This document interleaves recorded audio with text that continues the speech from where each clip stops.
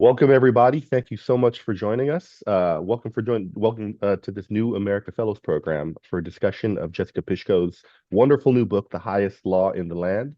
I'm Albert Samaha, a 2023 New Arizona Fellow, reporter with the Washington Post, and author of a couple of books. And I'm so excited here to honor, celebrate, and speak with Jessica about The Highest Law in the Land. Jessica, how are you doing? How are you feeling fresh off of the book launch? I am feeling so good, and I'm so happy to be here, especially with you, Albert. Jessica is a 2023 New America Fellow. She's a journalist, a lawyer with a JD from Harvard Law School, and an MFA from Columbia University. She's been reporting on the criminal legal system for a decade with a focus on the political power of sheriffs since 2016. In addition to her newsletter, Posse Comitatus, her writings have been featured in the New York Times, Politico, Rolling Stone, The Atlantic, The Appeal, Slate, and Democracy Docket. She's been awarded journalism fellowships from the Pulitzer Center and Type Investigations. A longtime Texas resident, she currently lives with her family in North Carolina. And Jessica, congratulations on the book. And I guess to start, I want to ask you about that point. You've been reporting on sheriffs deeply since 2016. What first drew you to that particular element of the legal system? So I grew up in Texas, as you mentioned, and when I was growing up, a sheriff was someone who, rode a horse, usually in the country. I might think of them at parades wearing a hat and a big belt buckle and a badge. So I had this idea of what sheriffs were based on just what I knew as a kid growing up in Texas. And what I learned when I started looking at the criminal legal system more in depth was that sheriffs weren't just in Texas, that they were everywhere, and that they did a lot more than ride around on horses, right? That they serve this really important role both as police but also as jailers. So in the vast majority of counties, sheriffs run the county jail. And they also have a host of other kind of miscellaneous civil functions. In many places, they do evictions. They also manage and issue gun permits. And then around 2016, when I started really thinking about doing a book, particularly when 2020 came and I started actually working on the book, I noticed that sheriffs were in particular becoming highly politicized, that they were serving this important function, particularly when COVID came. People started to notice that county sheriffs were talking about whether or not they would enforce COVID restrictions. They started inserting themselves more frequently into national politics. That was a big change in 2016 and 2020 to see sheriffs acting on a more national stage, which just wasn't something that had happened before. And so those were many of the things that then urged me to think about writing a book. You mentioned early in the book kind of these startling statistics, including that about one-third of U.S. counties sheriffs serve as the largest law enforcement agency. How did this happen where kind of a lot of people who live in the other 70% are familiar with police departments specifically as the main law enforcement agency, whereas in the other 30%, it's sheriff's departments? How would you sort of explain that discrepancy to people and how it came about? I think it's actually a really interesting thing because a lot of people probably don't think about their sheriff because they live in a city. And so they simply don't see sheriffs doing day to day policing. So the way I sometimes think about it is that the United States is about 80% of the land is rural and 20% is urban. And then you can like roughly. And so then 80% of the people live on about 20% of the land. And so sheriffs are really tied to land, right? They're tied to the county. They're not tied to population centers. So I mean, certainly the number of people they will hire will depend on how many people live in their county. But if your county has 200 people, which some counties do, or if your county has, 2 million people, you will still only have one elected sheriff. So to some extent, it is both an issue in terms of policing and how we think about, I think, rural policing and non-urban policing, but also how we think about things like the electoral college and the idea that a lot of politics in the United States is still determined by land mass, right? So every state has two senators, no matter how many people live in it. And so it sort of ends up being something like the Electoral College or the Congress, where like land masses have a disproportionate impact on politics as compared to like where people actually are living. Over the course of the book, you sort of guide us and introduce us to a series of sheriffs who believe in the constitutional sheriff's movement, which, in a reductive way of putting it, basically believe that the sheriff is the highest office in the land. Is that an idea that has existed throughout the history of this office? Is that something that's come about more recently? Kind of what did you discover in terms of the history of the constitutional sheriff's movement, and kind of what else are you interested in sharing on what that movement has meant in America lately? So one of the arguments I make in the book is that this idea of the constitutional sheriff movement, which is what they call themselves, to be just to be clear. So sheriffs aren't in the US constitutions, because sometimes I think that name constitutional sheriff can be a little bit confusing to people. A lot of state constitutions do mention sheriffs, but not all. So it's kind of a mix of state constitutions and state legislative laws that determine how sheriffs are created. So just to kind of be clear on that, it doesn't have anything to do with like their constitutional powers or something. But the argument I make in the book is that the idea behind the constitutional sheriffs, right, that the sheriff is the most important law enforcement officer, that sheriffs can do what they want, that sheriffs have powers independent of legislatures or courts, is something kind of deeply rooted in the United States culture. So, right, it kind of is a place where you combine both ideas of how the United States was formed as well as policing. Because one of the things about sheriffs that is interesting as compared to other officials is that they're actual police. So, right, so they have the power to hurt people, to kill people, to jail people, which is not something that, right, senators can't do that. So it's sort of functions in this like different way.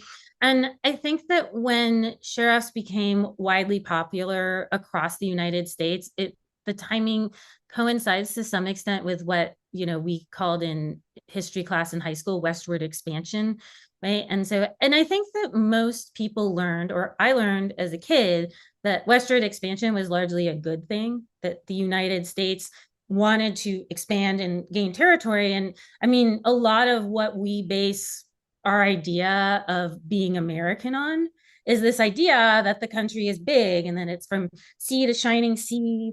Like we don't really, I think, necessarily question like, was it, ought it to have happened? But, in the process of that happening, of course, as many people have written, it involved, the expulsion and genocide of Native Americans.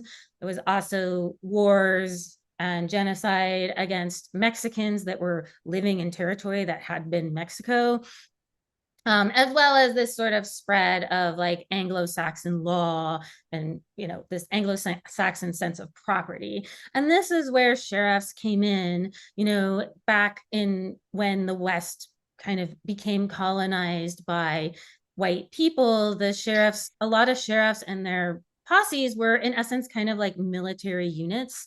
The United States was fighting a lot of wars in the early 1800s. So wars like the 1812 and Spanish American Wars, and lots of wars against Native Americans, right? This was a time when there were just constant war between Native American tribes that the US was trying to expel from their land and the United States government, right?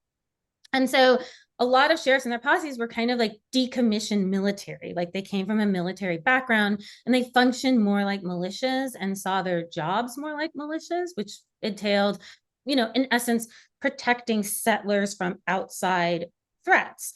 And so you can understand then that idea that like we need to protect our land from outside threats, like sort of starts to translate over time into policing, right? Because wasn't necessarily like this standard idea of policing. And that became the idea behind how sheriffs police, and then how the constitutional sheriffs got power, which was this idea of like, I'm the king of the county. The federal government can't come into my county and tell me what to do.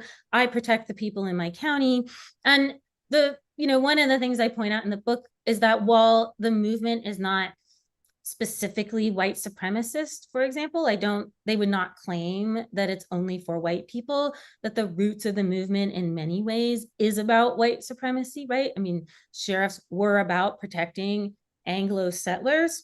They were specifically about, removing or segregating Black people or brown people or indigenous people. And we see that still, that the constitutional sheriff movement, for example, might talk about, oh, we don't want the over policing, or we don't want people arrested for owning guns. But what they're really talking about in essence is gun ownership by largely rural or suburban white people, right? They're not talking about, I sort of point out at some point in the book, like in Illinois, the vast majority of people in state prison for gun possession are young Black men. But yet the sheriffs objecting to, gun laws are like largely rural or suburban sheriffs with populations that are majority white.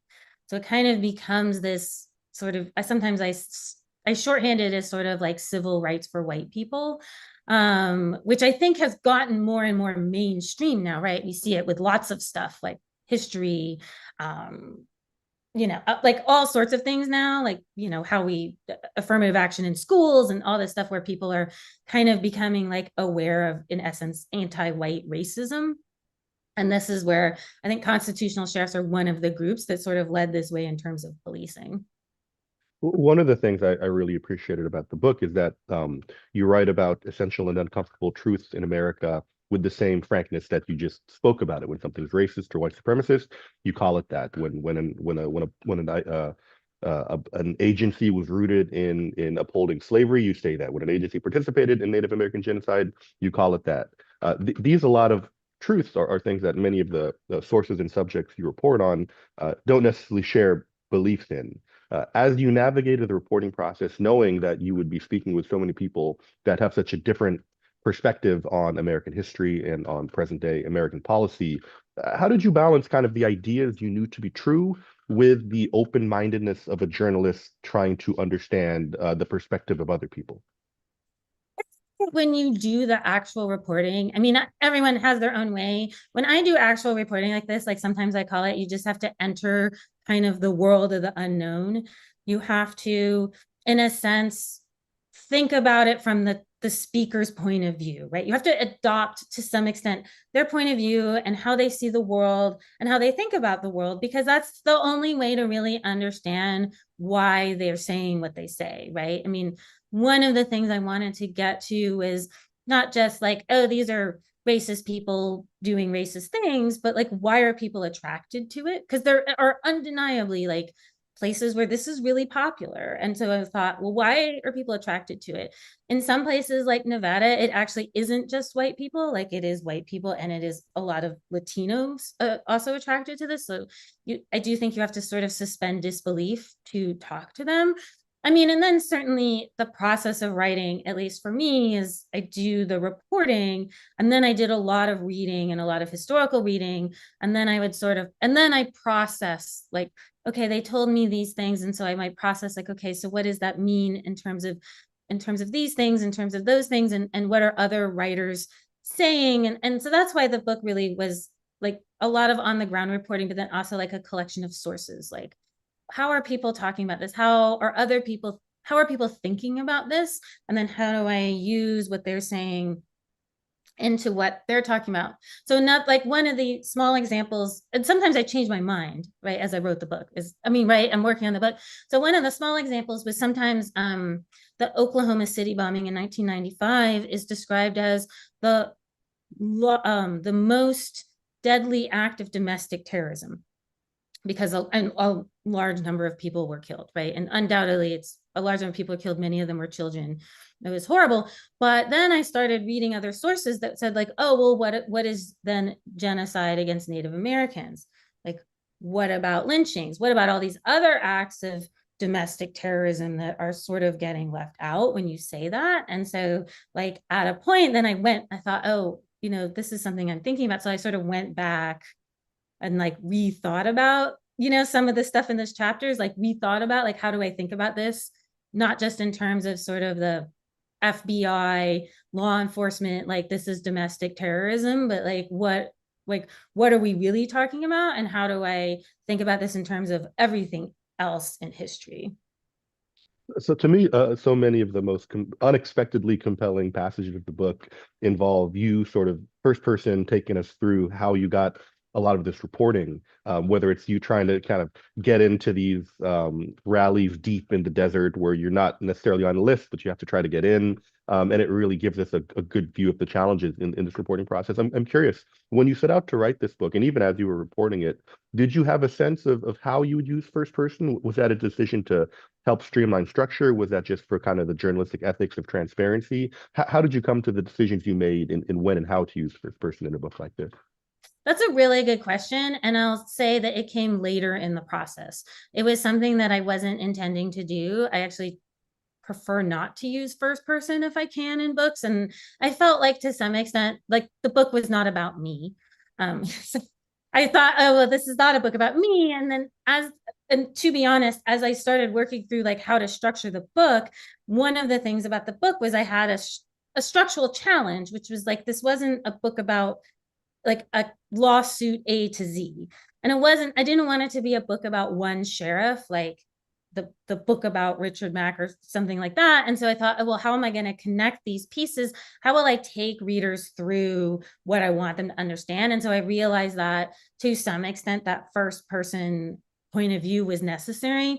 I mean, it's also necessary because there's a certain amount of subjectivity in being in these places, right? I mean, that's why I sort of, later wrote the introduction, the conclusion, because I felt like people needed to understand both where I was coming from, but also kind of basic things like I'm a white woman going to these places, which undoubtedly I know other people would not be comfortable. And so there's like some amount of subjectivity that I could go and people might when I went into the desert, like people would let me drive through and probably didn't give me a tough time, maybe because that's who I was. And so I felt like it was the fair thing to help people understand that like I had access to some of this because of who I am and what I look like, and how people talk, how do people talk to me was going to impact like what did I look like and what was I doing there. And so I felt like it was only fair at a certain point. So it was both like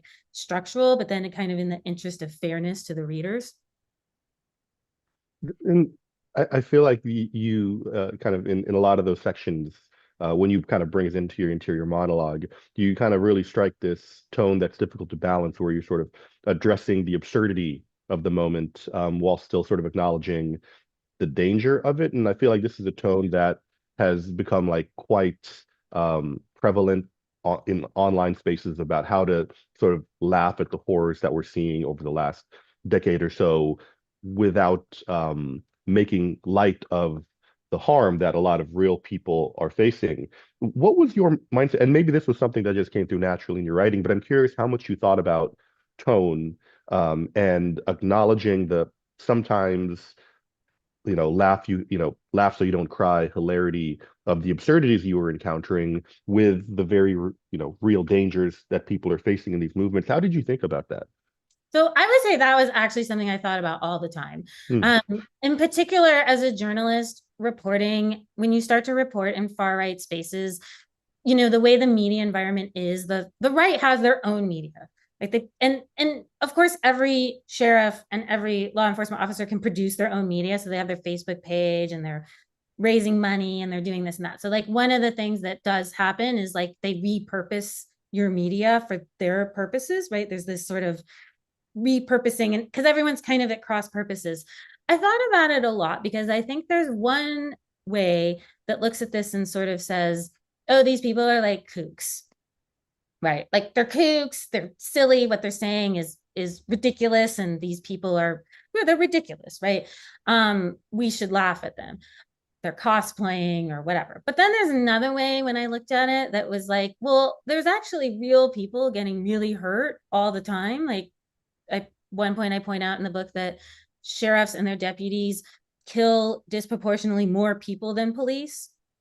We know that jails are really dangerous. And the history of sheriffs and white supremacy is, I mean, it's immensely disturbing. But I mean, these were, real people that tried to make things better. Some of them that suffered, that died, people that die in jail. So like there is real suffering, and I wanted that to be present in people's minds.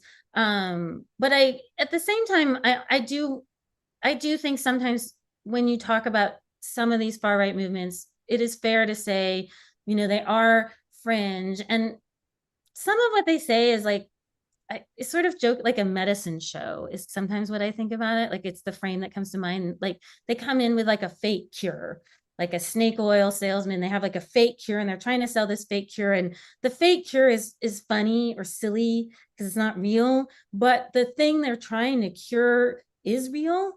And like there is something underlying that is deeply upsetting to a lot of people. And so I think that, it's fair. Like I certainly was in many places where people were with big guns and dressed as militia members. And the truth is they were not necessarily always that frightening. Like I did not necessarily feel frightened. There were little kids and they would like fist bump the kids and the kids would look at their guns and be like, this is cool, right? It was like a fair.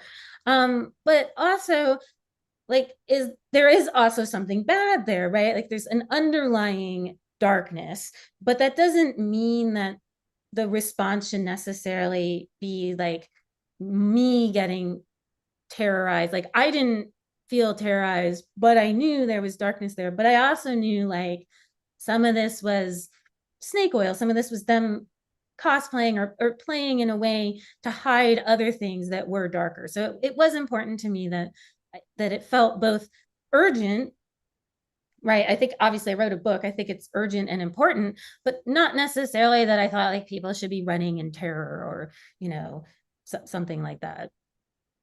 And that sort of speaks to a phenomenon I think you described really pointedly in the introduction of the book that I experienced as a criminal justice reporter myself, where during sort of the post-Ferguson police shooting coverage peak, there was a lot of writing about police officers, from kind of a scrutinizing, skeptical perspective, where they're sort of the villains of the stories that are causing the problems that we're trying to expose.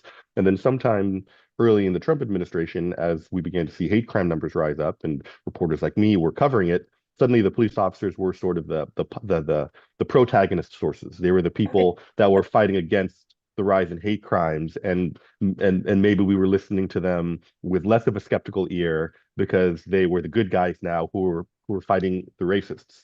And you talk about how one goal you had in the book was to sort of align the idea of the role law enforcement plays in upholding white supremacy, because that idea gets so lost in this hero versus villain mindset in an era of hate crimes. Is that, I mean, how did that idea kind of first come to you? I haven't really heard anyone express it as articulately as you did in your book. Is that an idea that's sort of just been simmering in your mind over the past few years? Is it kind of a eureka light bulb moment that came over reporting this book? What's sort of the evolution of that point that you made?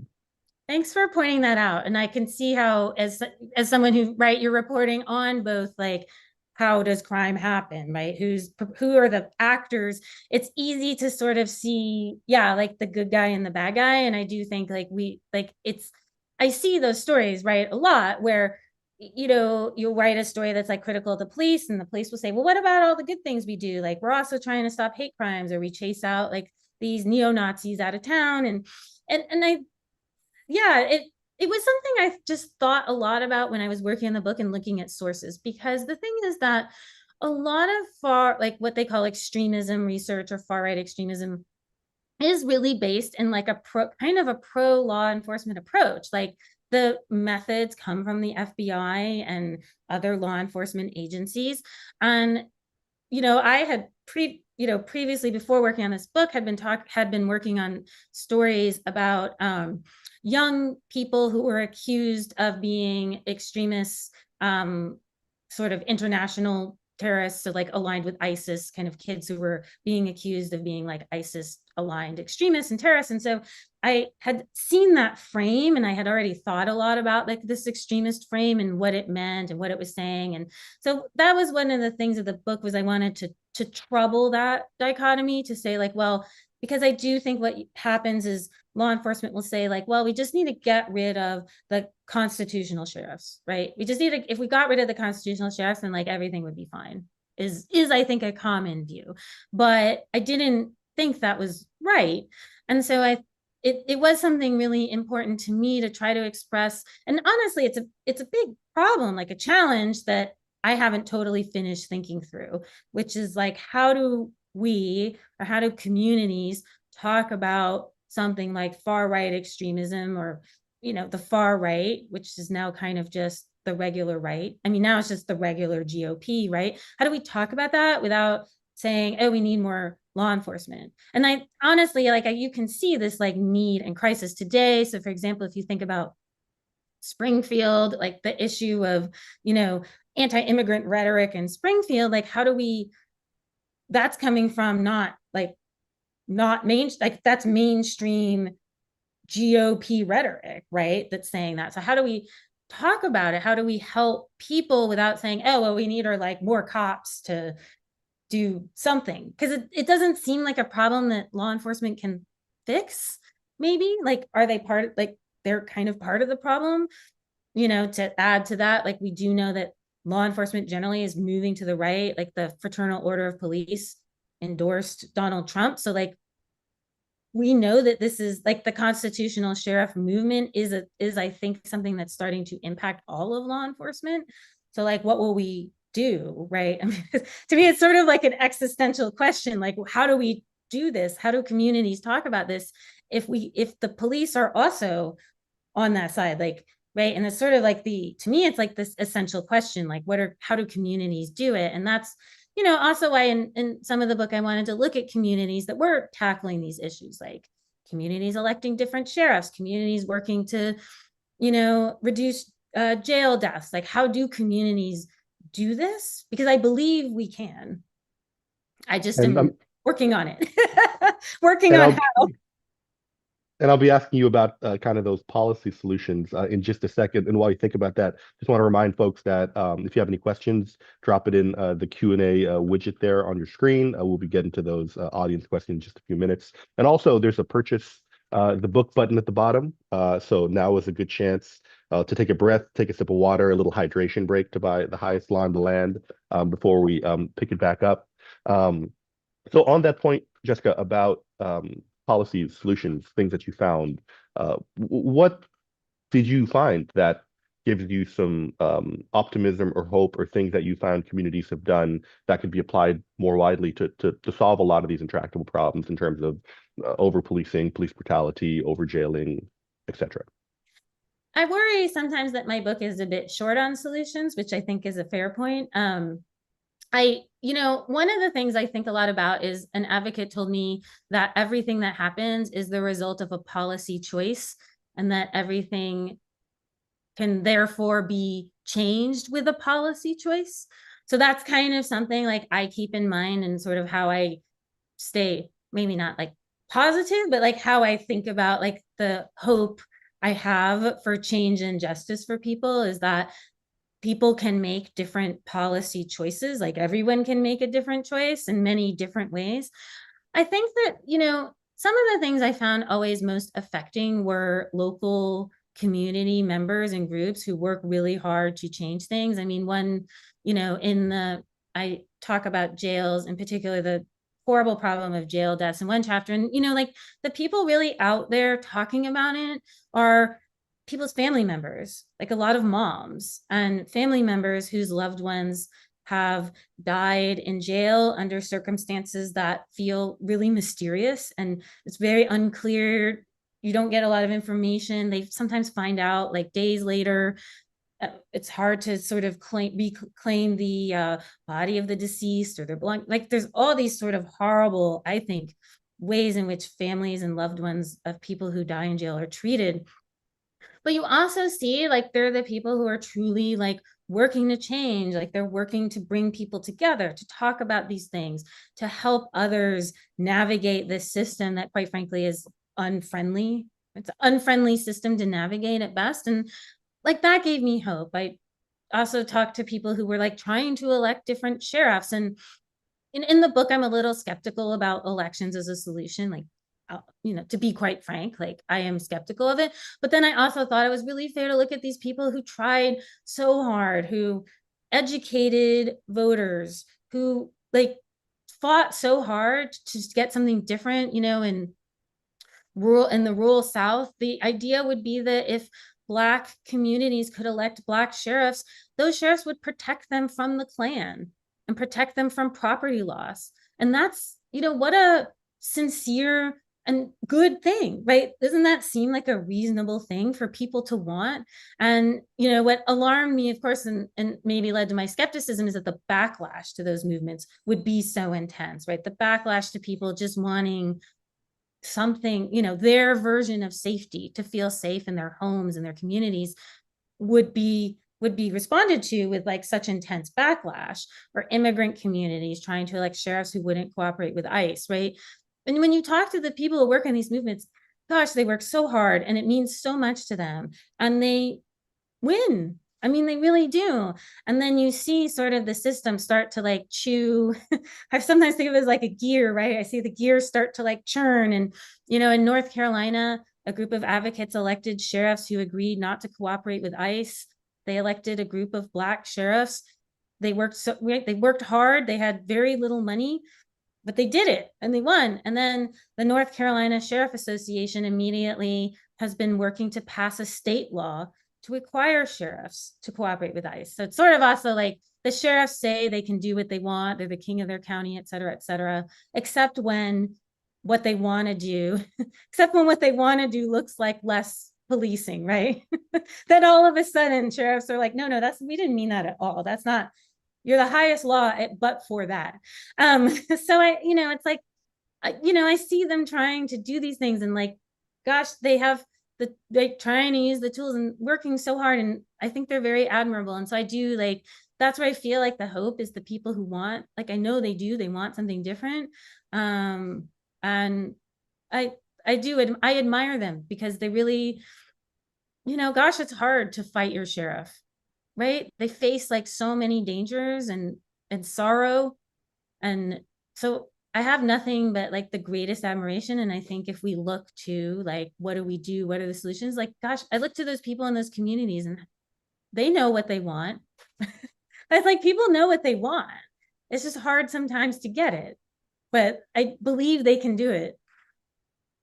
Well, on that point of people knowing what they want, you mentioned somewhere, I won't say where, late in the book, that like one of the fundamental purposes of the sheriff's office for long term is straight up just to keep the country white, right? Right. And that is a purpose that reflects the desires of a lot of people still in America today. So once you kind of disentangle, what the sheriff's office can do and what the people who elect the sheriff want them to do, no matter sort of what changes you make to the office themselves, as long as those desires exist.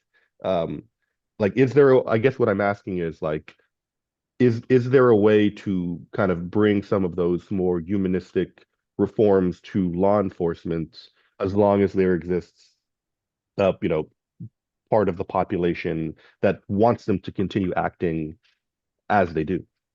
I mean, the end of the book, as a spoiler, we could spoil it, which is that I essentially think we shouldn't have sheriff's offices, right? I think that it's an institution that should be abolished, and I have many reasons why. And in short of that, I think that if you can't abolish sheriff's offices, that their power ought to be significantly diminished. That we ought to remove jails from sheriffs. That we ought to chip away at the power that they've managed to consolidate, because that is how they get to do right. That is how they sort of get all this like power and money and the ideas to do what they want. I do think that sometimes people have this attitude, which is something like, oh well, those people elected that racist sheriff, so whatever, that's what they want. They're like, whatever, that's what they want, let them have what they want. I mean, the thing is, of course, like I was thinking of recent stories in Mississippi about the goon squad, right? This open group of sheriffs who went around torturing people in their community, mostly Black people. And everyone, it seemed like it was an open secret, like people knew that this was going on, and maybe how much the sheriff knew might be up for debate, but right, it was certainly very horrific. And once it was published in the New York Times, people are very horrified, and right, and then they immediately want to start, the DOJ starts to investigate, and like wheels get in motion to do some kind of accountability. And the problem with some of that is, right, it comes kind of late. And also I feel like these things must be an open secret. I think about Joe Arpaio, who did what he did for decades, like in the open, on TV, on the pages of every magazine. Everybody knew what he was, everyone knew what the toughest sheriff in America was doing. And people kind of were like, oh, well, I guess that's what the people I guess that's what those people want, right? But is that what the people wanted? Like, we know that law enforcement disproportionately impact, right, certain populations, right, the poor, people of color, LGBTQ communities. Like, there are people who are more impacted by the criminal legal system than others. That's unquestionably true. But those don't really are the people who pick the sheriff, right? They don't necessarily get the pick for a lot of reasons, right? Sometimes because they're disenfranchised, maybe they have felony convictions in some places. That's a real, right, that's a real issue. Like in Mississippi, that's a real issue. Sometimes people are in the jails and the sheriff gets to decide if they vote or not. So you have like an individual who's elected, but he gets to decide if you get to cast your ballot. That seems kind of, that seems kind of unfair, like a little undemocratic for people. And there's people who I think aren't aware of sheriff policies. Sheriff policies can be very non-transparent. Like, sheriffs don't run on exactly what their policies are often. Like, and so people may not often don't know. They don't know what's going on. It's not clear to them what the sheriff is doing all the time. I mean, unless you're on TV saying this is what I'm doing. But those aside, sometimes it's not clear, right? Sheriffs run on broad, like, transparency and trust and safety, right? Like, broad words, but they don't really translate to like a policy that people can like actually run on. And then sheriffs have a lot of ways in which they eliminate or reduce their competition by, like, it's pretty hard to run against a sheriff. I have to say, like, repeatedly, I've seen people run who they got harassed. Just recently, someone tried to unseat a constitutional sheriff, and the sheriff released, through a FOIA request, a sort of kind of an indeterminate investigation against the person running against him. Like, he released it the week of the primary election to a known supporter. I was like, oh, here's this FOIA request you asked for, by the way, about my opponent, right? So he knew it would get reported and posted on Facebook and all these things. And I mean, that looks like election interference to me, right? He sort of posted, like, so sheriffs have these ways of controlling like the election and who's running against them in these kind of strange ways. It's not, if you work for a sheriff and you run against him, most of them are men. I sort of point out in the book, they can fire you. I mean, some people, have to eat. So they have to work a job. I knew sheriff candidates who worked in diners to support themselves while they ran for sheriff. Like, it's not easy, and it's a small town, small places. Usually everybody knows you. Everyone knows the sheriff. It's not an easy thing. So, I think that there's a lot of ways in which like the institution itself sort of does a really good job of like reducing the democracy that it claims to have. One of our audience questions, in fact, did ask about Joe Arpaio. So I'll start to weave those questions in. So just a reminder to drop those into the chat screen in front of you if you have any questions. So someone like Joe Arpaio, to what degree is he an outlier? What is the scale of the constitutional, the movement of people who consider themselves constitutional sheriffs? How many people are we talking here? So I think it's fair to point out that like the core constitutional sheriff movement is not a lot of people, is not a lot of sheriffs. It's not the majority of sheriffs. I would say it's around 10%, estimate around 300 something out of over 3,000, right? So yes, it is not the majority of sheriffs. One of the issues, though, with the constitutional sheriff movement that I see and am continuing to see ramp up is that the trickle of the movement has like a pretty wide like reverberation throughout sheriffs generally. So, for example, Texas alone, so Texas has about 250 sheriffs. In Texas alone, they recruited around half to sort of be, maybe they didn't call themselves constitutional sheriffs, but they certainly were like expressing constitutional sheriff ideology, by which I mean pro Second Amendment, anti-COVID restrictions, and anti-immigration views. So, I mean, and we know what Texas is now like with immigration. So it's not like, I think that's a lot, now we're looking at quite a lot of people, right? You're looking at a whole state. The other thing about constitutional sheriffs and far right sheriffs, it's important, is it's not just like in certain places, like it's not just Nevada or, people think, oh, it's like just Idaho. No, they're in California, they're in upstate New York, they're in Michigan, Wisconsin. Some of these states, if you're thinking about like elections, some of these states are swing states. Far right sheriffs are tend to be sometimes popular in states run by Democrats, right? Illinois, New Mexico, these states that we think of, oh, they have Democrat governors, like they must be like, as the good guys, to kind of put it in some, they're the good guys side.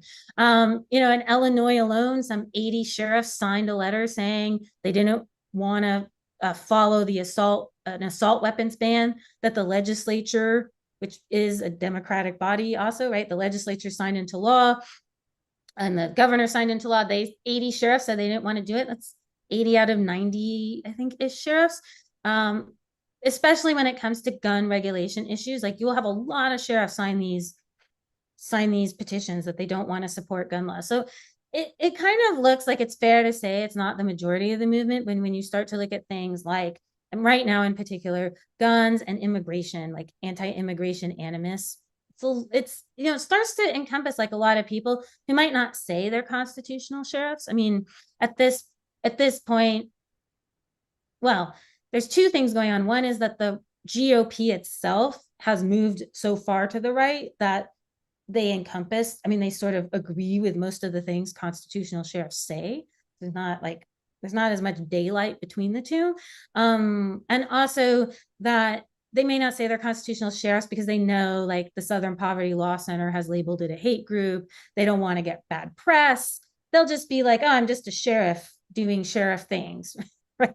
I'll sort of just say like, I'm a sheriff doing sheriff things. I don't, I just do what's best for my community or something. They might not use the name. Although I do see more people running as constitutional sheriffs than I ever used to see. Like no one would run as a constitutional sheriff. Now some are. Like Maricopa County is having a sheriff election.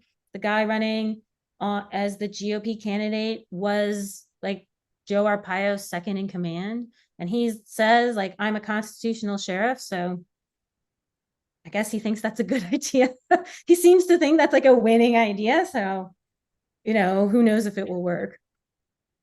Another audience question notes that with a lot of these federal cases against Trump, many of his supporters are sort of seeing federal law enforcement agencies as part of a conspiracy against Trump. At the same time, still looking at sheriff's offices, their local sheriff's offices, as kind of good guys pushing against that movement.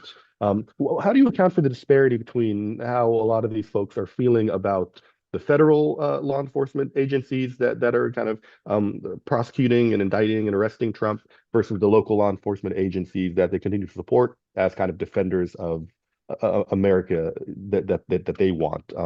What accounts for that disparity? What's the role of racism and white supremacy in that? What's the role of states, local versus federal rights in that? How do you characterize that? That's like, why are the Blue Lives Matter flag people hitting cops, right? Like sort of this question that people had. I mean, to be perfectly honest, to me, it made a lot of sense because this has long been what the constitutional sheriff movement meant, right? For a long time, the far right has always looked to sheriffs. I sort of talk in the book briefly about like movements in the 80s, the 70s, anti-segregation movements, always look to the sheriff as their sort of like chief defender version of states' rights, right? Like we saw this with desegregation. We saw this after the Civil War, this idea that like states were going to stop, whatever desegregation efforts, helping Black Americans vote, they were going to, help keep their states, segregated and whatever. So I think that is something that people have always looked to sheriffs to do.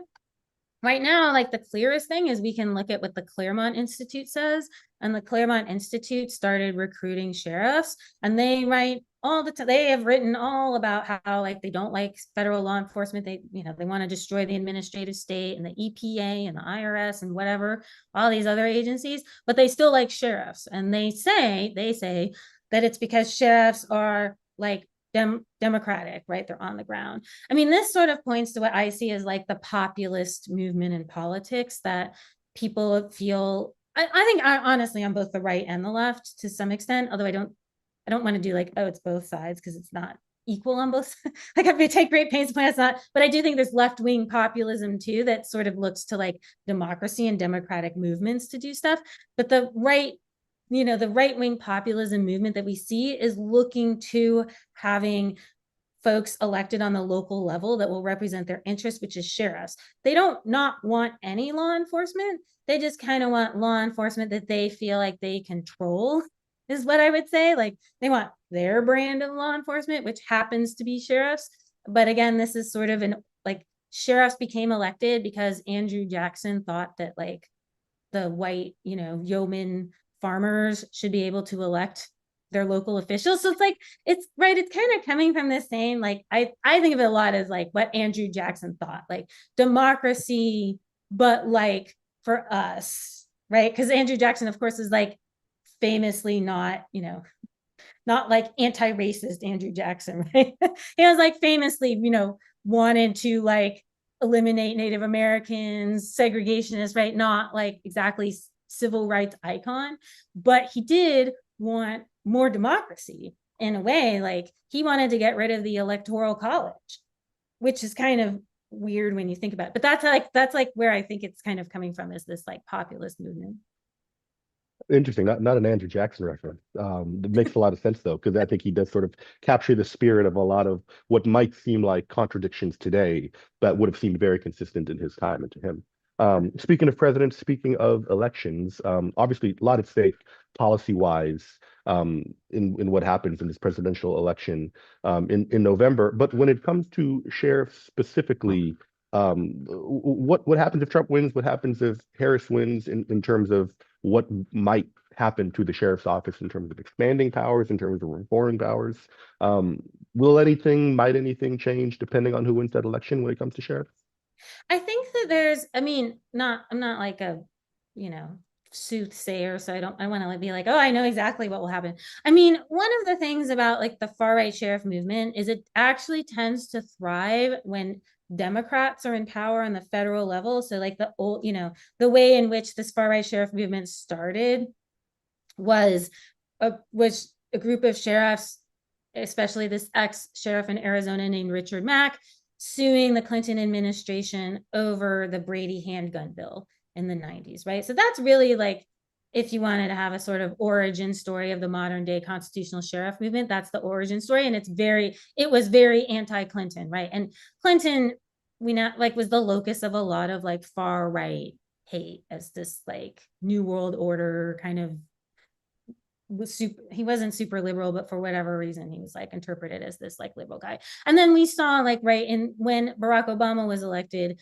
constitutional sheriffs, in addition to groups like the Oath Keepers and other militia groups, experienced this resurgence around like 2010, 2011 because of the election of Barack Obama and movements like the Tea Party, who had similar goals, kind of libertarian, we oppose socialism roles.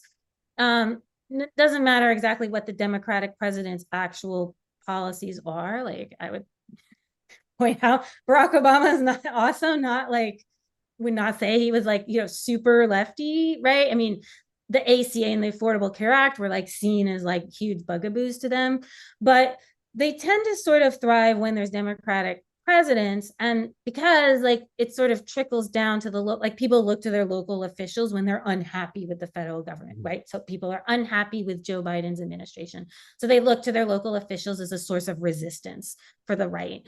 So the thing about is, if Harris wins, I don't really expect it to go away, because I expect people to continue to look to their local officials. And we also know like a lot of things on the far right have gotten accelerated in terms of like the concerns about election integrity, concerns about non-citizen voting, concerns about immigration that, right, have been really amplified. Like sort of an accelerant has been poured on them that I don't necessarily expect. I don't really expect that to go away if Harris is elected, right? I think a lot of people are anticipating kind of tumultuous election time, a tumultuous election time. I mean, if Trump is elected, one of the things Trump did that was unusual, and I talk a bit about in the book, was that he was one of the few, if only, presidents that ever met with sheriffs. So it's kind of I know it's like sort of weird and kind of maybe small to some people, but the only other president who had ever met with sheriffs ever was Ronald Reagan, which is kind of not a big surprise, since I think he played a cowboy on TV, so he probably had affinity for sheriffs. But like Trump Trump clearly has a thing about sheriffs, as does the Claremont Institute and like other think tanks that are backing Trump. Like they have certainly adopted this idea as like a thing that they're very invested in. And Trump met with sheriffs like dozens of times, particularly around issues of immigration and the border, but also a lot of things like houselessness, like fentanyl. And in these spaces, I think people know on the right, like these issues kind of get like mushed together. So like the issue of like law and order and concerns about crime and concerns about overdoses get like squished with immigration. So like it's all sort of one, right? The root of it is this idea that like people are coming into the country and we need to sort of keep them out, right? There's all this like close the border, keep these people out and away and out of our town and our city, which I mean is kind of just like to me just like rank xenophobia and white supremacy. I don't really know what else to call it. So I do think that if he's elected, like I expect him to do that to some extent. And also, I mean, we have examples like we can look at Texas and what like Texas is doing in terms of like their laws and their immigration, and they have used sheriffs. Like sheriffs are also really popular on far right news sites because they can, well, they would say they could speak the truth, but because they can speak openly, like Border Patrol agents can't give their opinion about immigration policy. Like you can't call a Border Patrol agent and say, what do you think about immigration? Because they work for Border Patrol. They're sort of administrative agents. They have to follow orders. But sheriffs, of course, as they say, they don't have to follow orders. So you can call your county sheriff and say, like, what do you think of this policy? And they can be like, this is terrible. This is a terrible, terrible policy, or like this is Biden's border crisis, or they could say this is a great policy and I like totally support this policy, right? So they're really good kind of like media avatars because they can say these things. And we have seen, right, Trump constantly like campaigning with sheriffs, campaigning with other, like I have just seen an addition of more law enforcement, like not just sheriffs now, but like police and all these law enforcement officials, which I have to say is all a bit like ironic because like the, well, I also think it's ironic and it tells the root of the truth about what sheriffs want, because law enforcement will say, oh, we want to hire more, we just want more money, we're like poor, we need this, we need that. But like Trump has not given them, did not give them money. Like Trump quite literally defunded police. I mean, he did. Whether you think it's good or bad, that's what he did. He gave them less money. He has no plans to give them money. He, is not going to support them in the ways that like law enforcement claim they want to be supported, like material goods or money, because the Biden administration has done that. Like they have given all these sheriffs, especially ones on the US-Mexico border, all the money they need to buy choppers and whatever the heck they want. But what Trump promises them is like impunity. His promise is you can do what you want and you will not get in trouble. And so I feel like that sort of exposes this lie of like, oh, we just want like to hire more people, we're underfunded, the sort of boo-hoo, nobody loves us. But like the love they want is the impunity. Like the DOJ will not investigate you, I will not have rules, I will not make you do anything that you don't want to do. And to me, that's like sort of like terrifying that's terrifying that that's what law enforcement actually wants. Like they don't want support. They want to be like left alone to do whatever they want. And so I like when I think about Trump administration, that's what I worry about is like, oh gosh, they're getting what they want, what they say they want, which is to be left alone. Because otherwise they would say, oh yes, we want all this money we've got from the Democrats. So it's just, I don't know, like it's just this sort of like intense hypocrisy. Sheriffs, again, the constitutional sheriffs are the ones who will say it, who will say like what we want is to be left alone to do what we want, which does seem that does seem to be what law enforcement largely wants.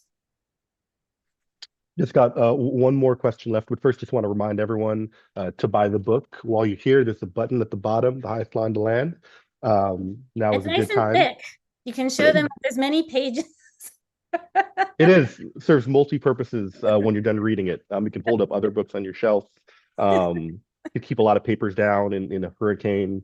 So really a bargain in addition to all the information and knowledge. And speaking of that information and knowledge, I feel like one of the paradoxical challenges of nonfiction book writing is that the people who embark on these ambitious projects are experts on their subjects, and yet the sort of joyful fulfillment required to carry an author through the long grinding process of book writing requires a constant sense of discovery to Mhm. kind of fill yourself with, right? You don't just want to write about things you already have been studying for the past years. You want to find new things. So I'm curious, you came into this project already an expert on sheriffs, on law enforcement, but what did you learn? What unexpected insights did you come across over the course of reporting this?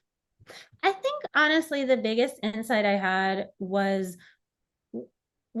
honestly thinking about the history of sheriffs, like, and how we talk about history. And this is, I guess, a little technically like off topic from sheriffs, but like I learned a lot about like how we talk about history and how we think about history, and like what does it mean to write a book with history in it, and sort of the like I felt a real, not burden is not the right word, but like a positive, like, oh, I wanted to do justice to a project, right? And that was something that I thought, oh, this is really, it's it's like it is like that was what helped me change my mind so much, honestly, was you do the reporting, but then going back and doing the history and reading what other people had said and thinking about it and like, how do we think about these things now? Like really, right, there's what people thought at the time, and then there's like what people thought later. And even in your own life, right, it changes, like what I thought at the time and then what I thought later changed. And so I thought that that was really it did keep it interesting because I found myself revisiting things and revising things because I thought, oh no, I learned about this, now I have to like re- I learned about these things, I have to change this because maybe that's not right. And so I really I it was like this constant discovery. So to me, that was a lot of what like informed the book, but also like kept it interesting. Like it wasn't a static, like these sheriffs did X and now we're done with the book. One last quick question, since we still have like a little bit under 2 minutes. You've been spending years on this. You've been putting your blood, sweat, and tears into it. Now that you're done, is there one thing you're excited to reintroduce into your life? Oh, that's a really good question. I think the main thing I started reintroducing was is this is very silly, but it's gardening. So we like we this is silly, but at home we redid our garden, and I just was like, it had been just like I didn't pay any attention to like whatever was going on the ground. And now I'm like, so now I take great joy in like watering the garden. Like I water the garden and I do all these things. So I'm like taking care of all the plants and stuff, which is like very soothing to me. This is how I sometimes people ask me, like, what do you do? Because it feels like all very stressful. And I'm like, oh, but my home life is I have the dog and my family, and then I water the garden. It's like this very like, to me, it's all like very soothing. And I just moved to Asheville. So I live in the mountains now. So like it's sort of a, that rediscovering the outdoors, I guess you could say. Amazing. Love to plant seeds physically and also with ideas, as you did in this book. So thank you, Jessica. Congratulations again. It's truly a wonderful book, written beautifully, filled with important, impactful ideas. I hope everyone buys it right now. So thank you for having us. New America, thank you for supporting the so much important work, such as the highest law in the land.